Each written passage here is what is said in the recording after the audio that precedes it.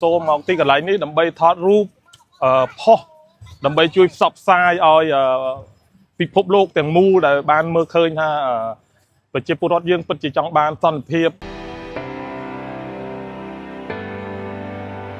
ba chụp điệp số nhưng mà một món chia chỉ sờ lập cò này cầm nụ chia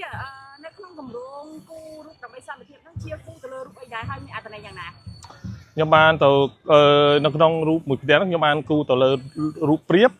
ដែលមានដែលជាព្រាបងាប់មួយគូដែលបញ្ជាក់អត្ថន័យថាព្រាបក៏បានចូលរួមចំណែកមួយងាប់នៅក្នុងសង្គ្រាមដែលថៃឈ្លានពៀនមកលើកម្ពុជាប៉ុនរបស់យើងតាក់ទងជាមួយនឹងគម្រោងហ្នឹងក្នុងមានជាសិល្បករម្នាក់ដំបងឡើយ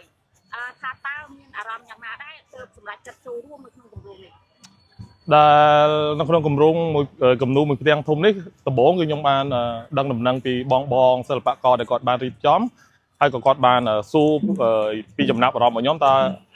មានពេលអាចចូលរួមដែរអត់ដោយសារតែយើងជាសិល្បករដែលចូលរួមគូគំនូរមួយផ្ទាំងស្ថិតតែជាសិល្បករខ្មែរយើងហើយក៏ជាសិទ្ធិអ្នកដែលស្ម័គ្រចិត្តតែមកចូលរួមនៅក្នុងគូគំនូរមួយផ្ទាំងដ៏ធំនេះហើយខ្ញុំក៏បានមានអារម្មណ៍ថាទោះបីខ្ញុំពិការដៃមិនអាចឡើងទៅខាងលើគូបានក៏ខ្ញុំអាចមកចូលរួមតិចតួចគូនៅខាងផ្ទៃខាងក្រោមដែលខ្ញុំអាចឈរនៅលើផ្ទាល់ដៃនៅលើដៃបានតាក់ទងជាមួយនឹងការគូគំនូរមួយផ្ទាំងដ៏ធំនេះសម្រាប់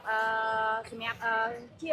សិល្បករចង់ផ្ញើសារយ៉ាងណាទៅកាន់ប្រជាពលរដ្ឋក៏ដូចជារដ្ឋាភិបាលសម្រាប់គូគំនូរមួយផ្ទាំងនេះចង់ផ្ញើសារទៅ